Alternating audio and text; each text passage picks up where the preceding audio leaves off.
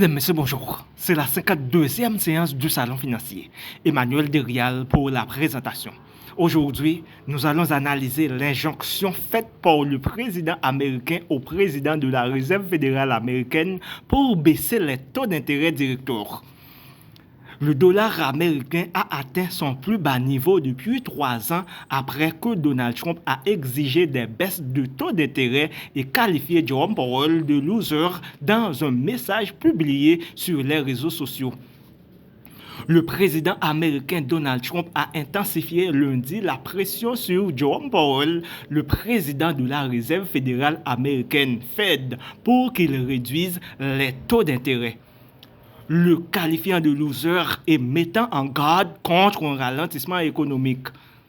Il ne peut presque pas y avoir d'inflation, mais il peut y avoir un ralentissement de l'économie à moins que monsieur en retard, un loser majeur, n'a baissé les taux d'intérêt, a-t-il posté sur sa plateforme Truth Social. Donald Trump a également comparé la Réserve fédérale américaine à la Banque centrale européenne BCE qui a réduit ses taux d'intérêt à 7 reprises. Selon le président américain Jerome Powell, qu'il a lui-même nommé à la tête de la Réserve fédérale américaine en 2018, a été toujours trop en retard. Ces commentaires ont suscité des inquiétudes quant à l'indépendance de la Réserve fédérale américaine et provoqué de nouvelles ventes d'actifs américains, notamment d'actions, de dollars et d'obligations d'État. Les investisseurs continuent de se débarrasser des actifs américains. Les marchés boursiers américains ont accentué leur perte après les vacances de Pâques. Les 3 principaux indices, le Dow Jones, le S&P 500 et le Nasdaq Composite, ayant chuté de plus de 2% lundi. Wall Street a subi des ventes massives depuis que Donald Trump a annoncé des droits de douane réciproques au début du mois d'avril, suivi d'un rebond historique après qu'il a annoncé une pause de 90 jours sur tous les pays, à l'exception de la Chine, une semaine plus tard.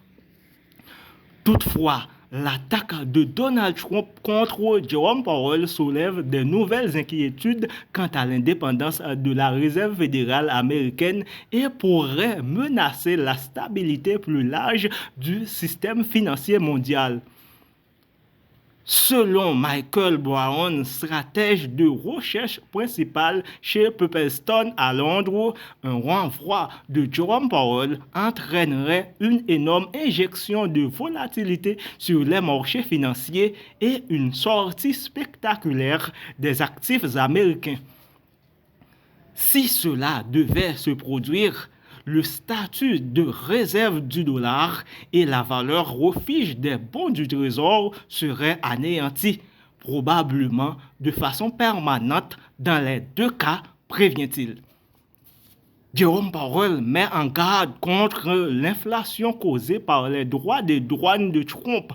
Le président de la Réserve fédérale américaine a averti la semaine dernière que l'escalade des droits de douane pourrait alimenter l'inflation tout en sapant la croissance.